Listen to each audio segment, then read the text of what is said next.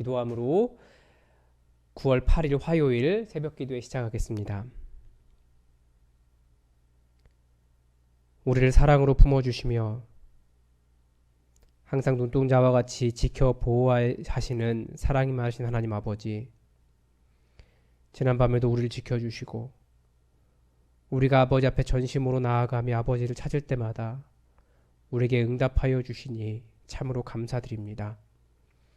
하나님, 다시 한번 아버지 하나님의 얼굴을 구하오니 주의 이름 부르는 것이 정말 능력 있게 하시고 구원의 역사가 되게 하시고 우리 마음이 평안을 얻으며 우리가 온전히 하나님 안에 거해야 될 이유를 발견하는 시간 되도록 우리와 함께하여 주시옵소서. 주의 성령으로 충만케 하여 주셔서 어느 곳에 있든지 무엇을 하든지 주님 동행하심을 깨달아 알게 하시고 예수 그리스도의 이름으로 믿음으로 승리할 수 있도록 함께하여 주시옵소서. 하나님, 주님의 말씀을 구합니다. 주님의 얼굴을 구합니다. 함께하여 주시고 주의 음성을 들려주시고 주님의 선하신 뜻 가운데 우리 삶을 걸어갈 수 있도록 도와주시옵소서. 함께하시길 원하오며 예수님의 이름으로 기도드립니다. 아멘. 이 새벽 우리에게 주신 하나님 말씀은 창세기 41장 37절에서 57절까지의 말씀입니다. 창세기 41장 37절에서 57절까지의 말씀입니다. 제가 하나님의 말씀을 받들어 읽겠습니다. 바로와 그의 모든 신하가 이 일을 좋게 여긴지라. 바로가 그의 신하들에게 이르되 이와 같이 하나님의 영에 감동된 사람을 우리가 어찌 찾을 수 있으리요 하고 요셉에게 이르되 하나님이 이 모든 것을 내게 보이셨으니 너와 같이 명철하고 지혜 있는 자가 없도다. 너는 내 집을 다스리라. 내 백성이 다 내 명령에 복종하리니 내가 너보다 높은 것은 내 왕좌뿐이니라. 바로가 또 요셉에게 이르되 내가 너를 애굽 온 땅의 총리가 되게 하노라 하고 자기의 인장 반지를 빼어 요셉의 손에 끼우고 그에게 세마포 옷을 입히고 금 사슬을 목에 걸고 자기에게 있는 버금 수레에 그를 태우매 무리가 그의 앞에서 소리 지르기를 엎드리라 하더라. 바로가 그에게 애굽 전국을 총리로 다스리게 하였더라. 바로가 요셉에게 이르되 나는 바로라. 애굽 온 땅에서 내 허락이 없이는 수족을 놀릴 자가 없으리라 하고 그가 요셉의 이름을 사브낫 바네아라 하고 또 온의 제사장 보디베라의 딸 아스낫을 그에게 주어 아내로 삼게 하니라. 요셉이 나가 애굽 온 땅을 순찰하니라. 요셉이 애굽 왕 바로 앞에 설 때에 30세라. 그가 바로 앞을 떠나 애굽 온 땅을 순찰하니 7해 풍년에 토지 소출이 심히 많은지라. 요셉이 애굽 땅에 있는 그 7년 곡물을 거두어 각 성에 저장하되 각 성읍 주위의 밭에 곡물을 그 성읍 중에 쌓아두매 쌓아둔 곡식이 바다 모래같이 심이 많아 세기를 그쳤으니 그 수가 한이 없음이었더라. 흉년이 들기 전에 요셉에게 두 아들이 나되 곧 온의 제사장 보디베라의 딸 아스낫이 그에게서 낳은지라. 요셉이 그의 장남의 이름을 므낫세라 하였으니 하나님이 내게 내 모든 고난과 내 아버지의 온 집 일을 잊어버리게 하셨다 하미요. 차남의 이름은 에브라임이라 하였으니 하나님이 나를 내가 수고한 땅에서 번성하게 하셨다 함이었더라. 애굽 땅에 7해 풍년이 그치고 요셉의 말과 같이 7해 흉년이 들기 시작하매 각국에는 기근이 있으나 애굽 온 땅에는 먹을 것이 있더니 애굽 온 땅이 굶주림에 백성이 바로에게 부르짖어 양식을 구하는지라. 바로가 애굽 모든 백성에게 이르되 요셉에게 가서 그가 너희에게 이르는 대로 하라 하니라. 온 지면에 기근이 있음에 요셉이 모든 창고를 열고 애굽 백성에게 팔세. 애굽 땅의 기근이 심하며 각국 백성도 양식을 사려고 애굽으로 들어와 요셉에게 이르렀으니 기근이 온 세상에 심함이었더라. 아멘. 오늘 본문은 굉장히 속 시원한 본문입니다. 드디어 요셉의 고생이 다 끝나고 요셉이 애굽의 총리가 되었습니다. 이 감옥에 있었던 노예가 한순간에 애굽의 2인자가 되었습니다. 자기의 주인인 보디발보다도 더 높아진 겁니다. 단 한순간이었던 거죠. 정말 속 시원하지 않습니까? 그런데 이 요셉의 이야기가 몇 살부터 시작하냐면 17살부터 시작합니다. 그리고 46절에 보니까 이 요셉이 왕 앞에 그렇게 선 나이가 30살이었다라고 이야기하고 있으니까 못해도 13년에서 14년 정도를 그 고생을 했다는 겁니다. 젊은 시절 13년에서 14년 정도의 기간이 짧은 기간입니까? 그것도 노예로 감옥에 gat힌 2년까지. 우리는 겨우 불과 10분이면 다 읽었을 본문이지만 그게 14년에서 13년, 14년의 시간이었습니다. 그러니까 그가 얼마나 답답한 시간을 보냈는지, 긴 시간을 보냈는지, 그가 고생을 했는지를 잘 알 수 있습니다. 그러나 하나님을 경외하며 하나님의 영에 충만한 삶을 살았던 그 삶, 비록 노예의 삶이라고 할지라도 그 안에서 하나님을 경외하며 살았던 그 삶이 결국 충분한 하나님께서 그 삶에 보상을 해주셨다라는 것을 볼 수 있습니다. 다시 한번 요셉의 삶을 보면서 하나님께서 왜 그에게 보상을 주셨는지 한번 살펴보겠습니다. 그리고 어떤 보상을 주셨는지도 한번 살펴보겠습니다. 바로와 그의 모든 신하가 요셉에게 인정한 것이 있습니다. 그게 뭡니까? 그가 손기술이 좋거나 아니면 세상적인 학력이 아니면 학문이 뛰어난 것이 아니었습니다. 뭐라고 이야기하냐면 38절에서 바로가 그의 신하들에게 이르되 이와 같이 하나님의 영에 감동된 사람을 우리가 어찌 찾을 수 있으리요. 요셉이 지식면에서 애굽의 모든 지혜자들보다 부족할 것 같습니다. 왜냐하면 우리가 잘 알잖아요. 이집트가 피라미드 세우면서 얼마나 그 수학적인 지식이 많았는지, 온 세상을 수학으로 봤는지 우리가 잘 압니다. 뭐 요셉이 피타고라스의 정리 뭐 이런 거 알았겠습니까? 지식면에서는 애굽의 모든 지혜자들보다는 부족할 수 있을 겁니다. 그러나 세상도 하나님의 영에 충만한 사람을 볼 수 있는 능력이 있습니다. 그 사람은 분명히 다르거든요. 그러고 보니까 예수님께서 제자들에게 요구하셨던 것도 무엇입니까? 결국 성령에 충만한 제자들이었어요. 성령에 충만해서 권능 있는 제자들이었습니다. 그러니까 예수님께서 제자들에게 요구하신 것이 학문적으로 박사가 되어라 이런 명령하신 것 아니에요. 물론 우리 시대는 박사를 요구합니다. 저도 그래서 박사 논문만 남겨놓고 있는데 부담이 가득해요. 논문 써야 되는데. 세상은 그것을 요구합니다. 그러나 예수님께서 정말 요구하신 것은 그게 아니에요. 성령 충만함입니다. 그런데 성령 충만함은 누구에게 주어집니까? 박사에게 주어지나요? 세상에 지혜가 있는 사람에게 주어집니까? 아니면 세상적으로 세상적으로 가진 것이 많은 사람들에게 주어집니까? 아니에요. 비록 노예라 할지라도 주님을 경외하며 기도하며 주님의 제자된 사람에게 부어지는 것이 성령님입니다. 그러니까 누구든지 주님을 경외하는 자들에게 부어지는 것이 성령님이에요. 성령님의 권능이에요. 그러니까 누구든지 다 하나님의 일을 할 수 있습니다. 하나님의 일에는 차별이 없어요. 우리는 세상적으로 내가 노예고 내가 좀 부족하고 뭐 그런 식으로 여러 가지 계산을 하면서 나는 부족하다 말하지만 하나님의 성령은 절대 사람을 그렇게 구분하지 않는다는 거예요. 그래서 비록 사회적인 환경에 한계가 있겠지만 바로 이 요셉처럼 노예라고 하는 한계 혹은 옥에 갇혔다고 하는 한계는 있을지 몰라도 그러나 성령님께서 그 안에서 사역할 수 있도록 역사하실 수 있다는 거예요. 그래서 여러분 우리 환경을 보면서 난 이래서 안 돼, 이래서 안 돼, 이래서 안 돼라고 말하기보다 성령에 충만하도록 기도하십시오. 그러면 그 안에서 성령 충만한 자의 역할을 감당하며 사역을 할 수 있습니다. 그런데 조심해야 할 것이 한 가지 있습니다. 이 한국 교회에는 크게 두 가지 흐름이 있습니다. 하나는 제자 훈련을 중심으로 하는 지적인 흐름입니다. 좀 똑똑한 사람들 모이는 거죠. 다른 하나는 경배와 찬양을 중심으로 하는 약간의 감성적인 흐름입니다. 이 두 흐름은 필연적일 수밖에 없어요.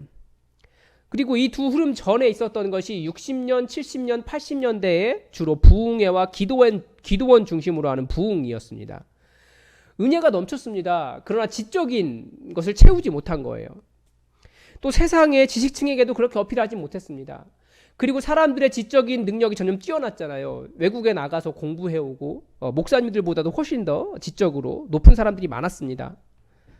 그리고 하나님께서 인간에게 이성을 주셨기 때문에 지적인 부분도 분명히 필요합니다. 그런데 진짜로 하나님의 영에 감동되었다라고 하는 것의 특징이 무엇입니까? 39절입니다. 요셉에게 이르되 하나님이 이 모든 것을 내게 보이셨으니 뭐라고요? 너와 같이 명철하고 지혜 있는 자가 없도다. 하나님의 영에 감동되었는데 그 특징이 무엇입니까? 명철함과 지혜입니다. 즉 하나님의 영에 충만할수록 무식한 소리 하면 안 된다는 거예요. 성령에 충만하다고 하는 교회가 세상으로부터 외면당하는 이유가 무엇입니까? 무식해서 그래요. 비상식적이어서 그래요. 그래서 하나님을 몰상식한 분으로 만들기 때문에 그렇습니다. 그래서 성령에 충만하면 세상이 인정하는 명철과 지혜도 가지고 있습니다. 그래서 성령에 충만하면 세상이 인정하는 거예요. 바로와 그의 모든 고관들이 요셉을 인정하듯이 성령에 충만하면 세상 사람들이 다 인정합니다. 왜냐하면 성령 안에 지혜와 명철함이 있기 때문에 그렇습니다. 그러면 하나님께서 이 하나님의 영에 감동된 사람에게 어떻게 보상해 주십니까? 요셉을 보면 첫 번째가 너는 내 집을 다스리라. 하나님께서 요셉의 세상적인 지위를 올려주셨습니다.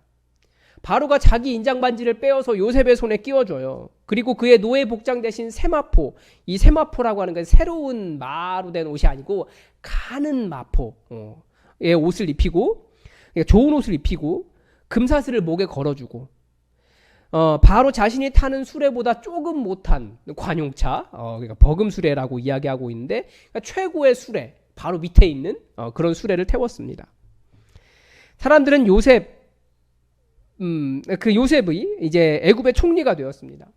사람들은 그 요셉 앞에 다 엎드렸습니다. 요셉에게 무엇이 있기 때문입니까? 그가 하나님의 영에 감동된 사람이었기 때문입니다. 하나님께서 그래서 그를 13년, 14년 그 고생을 전부 다 보상해 주십니다. 지위를 높여주세요. 사람들에게 존경을 받도록. 또 하나가 가정을 세워주십니다. 요셉이 가정을 이룰 수 있도록 해주시는데 이 온이라고 하는 지역의 제사장인 보디베라의 딸 아스낫과 결혼해서 자녀를 낳습니다. 그래서 보면 첫 번째 아들의 이름이 므낫세예요. 이 므낫세라고 하는 이름의 뜻은 하나님께서 자기의 모든 고난과 그 자기 아버지의 집에서 있었던 그 모든 고생을 다 잊게 해주셨다, 보상해 주셨다라고 하는 뜻입니다. 둘째 아들은 에브라임이에요. 하나님이 나를 번성하게 하셨다라는 뜻입니다. 그러니까 여기서 무엇을 알 수 있습니까? 하나님께서 보상으로 주신 가족의 특징을 알 수 있어요.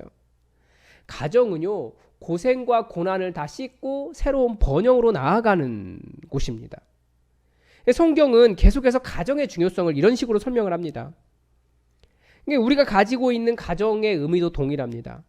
가정은요, 세상에서 고생한 모든 것을 다 씻어주고 위로하는 곳입니다. 그러니까 가정에서는 서로를 돌보고 서로를 위로해야 됩니다. 그래서 여러분, 집에 들어오는 사람 절대로 구박하지 마십시오. 자녀들이 집에 들어와도, 남편이 집에 들어와도, 아내가 직장에서 집에 들어와도 자꾸 구박하는 사람들이 있습니다. 내가 너 때문에 못 살아 라고 말하는데 사실 들어오는 사람은 구박하는 그 사람 때문에 못 살아요. 물론 여러 가지 모습으로 들어오죠. 마음에 많이 실망되는 모습으로 들어오고, 너무나 부족한 모습으로 들어오고, 다른 사람과 비교했을 때 왜 이거밖에 되지 않는가라고 하는 생각이 들지만 우리 가족이라는 거예요. 그래서 어떠한 모습으로 집 밖에서 집 안으로 들어오든지 위로하시고 그 고생과 수고를 위로해 주십시오. 가정은 그렇게 서로를 보듬으며 하나님 주시는 번영으로 나아가는 그런 공동체입니다. 또 하나, 하나님께서 요셉을 온 세계 위에 세워주십니다. 그러니까 7년 동안 풍년의 각성의 곡물 창고를 쌓아뒀는데 이 49절에서 뭐라고 이야기하냐면 너무 많이 쌓아놔서 바다 모래같이 심이 많아서 심지어 셀 수가 없었다라고 말할 정도였습니다. 그러나 7해 흉년이 시작되자 애굽 이외의 모든 지역에는 다 먹을 것이 없어졌습니다. 그래서 사람들이 애굽에 양식이 있다는 소리를 듣고 양식을 구하러 왔을 때 바로조차도 요셉에게 가봐라 라고 이야기할 정도였습니다. 결국 모든 사람이 요셉을 만나야 곡식을 사갈 수 있었습니다. 그러면 여기서 우리 이런 거 한번 생각해 봐야 돼요. 하나님은 왜 요셉을 이렇게 온 세상 위에 높이 세워 주셨습니까? 하나님께서 요셉이라는 사람을 어렸을 때부터 준비시키신 이유가 무엇이겠습니까? 이 7년 동안, 그 흉년 동안 만약에 애굽이라는 땅이 준비되지 않았다면 그러면 온 세상은 엄청난 사망의 그런 늪에 빠져 있었을 겁니다. 즉 하나님은 이 요셉이라는 한 사람의 고생과 그 모든 고난을 통해서 그 주변 온 세상을 살리시려는 계획을 그 30년 전부터 하신 거예요. 여러분, 여기서 다시 한번 교회의 메시지가, 교회의 사명이 무엇인지 우리는 생각해 볼 수 있습니다. 지금까지 한국 교회가, 아니요, 전 세계 교회가, 사실은 전 세계 교회라고 말하기도 그런가요? 교회 메시지는 무엇이냐면 세상을 정복하라는 겁니다. 세상에 대한 정복이 무엇입니까? 위로 올라가는 거예요. 승리하고 남을 밟고 올라가는 것이 교회의 메시지입니다. 그래서 기도의 응답도 결국은 성취가 관건이에요. 그러나 하나님의 마음은 성취나 정복이 아니라 생명을 살리는 겁니다. 내가 위로 올라가서 더 많이 누리는 것이 아니라, 다른 사람 위에 높아지는 것이 아니라 생명을 살리는 겁니다. 영향력이 늘어나서 생명을 살리는 겁니다. 이게 하나님께서 사람을 높여주시는 이유예요. 이 두 개의 차이를 구분하실 수 있겠습니까? 살리기 위해 높아지는 사람과 자신이 높아지기 위해 정복하는 사람은 차이가 있습니다. 정복하려고 하면 높이 올라갈수록 다른 사람을 죽여야 됩니다. 그러나 성령의 충만해서 생명을 살리려고 한다면 높이 올라갈수록 더 많은 사람을 살리게 되는 거예요. 정복하기 위해서 높이 올라가는 사람은 그렇게 자기가 밟은 사람, 자기가 죽인 사람, 그렇게 희생시킨 사람을, 그 희생을 당연하다고 생각합니다. 그러나 그거 하나님의 방법 아닙니다. 그리고 그렇게 올라가는 것이 하나님께서 보상으로 그 사람에게 주신 것도 아닙니다. 우리의 영향력은 생명을 살리기 위해서 높아지는 거예요. 하나님께서 이 사람이 생명을 살릴 수 있는 사람이다라고 하면 그 모든 고생과 고난 이후에 그 사람을 높이 세워주실 것입니다. 사람을 살릴 수 있기 때문에. 여러분, 생명을 살리십시오. 높아지지 않는 것 같지만 하나님의 방법을 따라가면 오늘 요셉의 삶처럼 비록 시간은 오래 걸리고 답답한 시간이 굉장히 길어질 수 있지만 결국 하나님께서 그 사람을 세워주십니다. 그게 바로 13년, 14년의 그 노예로 산 요셉의 인생이 보여주는 결과입니다. 여러분, 하나님은 우리에게 이 요셉의 이야기를 들려주시는 이유가 무엇이겠습니까? 우리 고생할 수 있다는 거예요. 그리고 우리 한계가 많을 수 있어요. 그러나 성령에 충만하게 그렇게 준비하고 있으면 결국 하나님께서 생명을 살리는 일을 위해서 우리를 높이 세워주시고 또 그 삶에 그 고난을 잊게 해주시는, 그리고 번성하게 해주시는 보상이 있다라는 거죠. 여러분, 성령에 충만해 주십시오. 그리고 하나님 주신 사명을 생각하십시오. 높아지기 위해서가 아니에요. 내가 높아지려고 하는 게 아니에요. 내가 높아져서 무언가 누리려고 하는 것이 아닙니다. 하나님께서 이끄시는 대로 가다 보면 분명히 하나님께서 높이시고 생명을 살리는 그 하나님의 일을 대신하도록 하실 겁니다. 여러분, 우리가 이 땅에 하나님의 대리자로 부름받았다는 것을 기억하시고 그렇게 성령 충만하게 생활하시기 바랍니다. 기도하겠습니다. 하나님, 우리는 주님 부르심을 알고 있지만 참 더디가는 인생인 것 같고 고생과 고난이 많은 것 같아서 많이 답답해하며 하나님의 뜻이 어디 있는가 질문할 때가 많이 있습니다. 그러나 하나님, 우리가 다시 한번 우리를 부르신 사명을 기억하게 하시고 우리를 통하여 하나님의 선하신 그 영향력이 드러나도록, 정말 하나님께서 원하시는 생명을 살리는 일을 감당할 수 있도록 우리를 세워주시고 우리와 함께하여 주시옵소서. 그 일이 차근히 잘 준비되도록 성령 충만하게 하시고 성령님 안에 있는 명철함과 지혜가 우리 가운데 넘쳐나서 세상 사람들이 이와 같이 하나님의 영에 충만한 사람들이 있는가라고 이야기할 정도로 우리에게 하나님의 선하신 영향력을 품게 하시고 드러내게 하시고 또 그렇게 세상을 변화시킬 수 있도록 우리와 함께하여 주시옵소서. 오늘 하루가 주님의 영에 더욱더 충만해지며 하나님의 얼굴을 구하는 하루가 되게 하시기를 간절히 원하오며 예수님의 이름으로 기도드립니다. 아멘. 여러분, 오늘도 교회를 위해서 함께 기도해 주시기 바랍니다. 우리는 코로나 바이러스 상황을 겪고 있지만 분명히 하나님께서 이 시기를 지나가게 하실 것을 믿기 때문에 또 코로나 바이러스 이후를 준비하고 있습니다. 그래서 말씀드렸다시피 지금 202호를 임대했습니다. 청소년부와 사무실과 또 여러 공간을 사용하려고 하는데 하나님께서 저 공간을 통해서 우리 교회 새로운 부흥으로 나아갈 수 있도록 도와달라고 기도해 주십시오.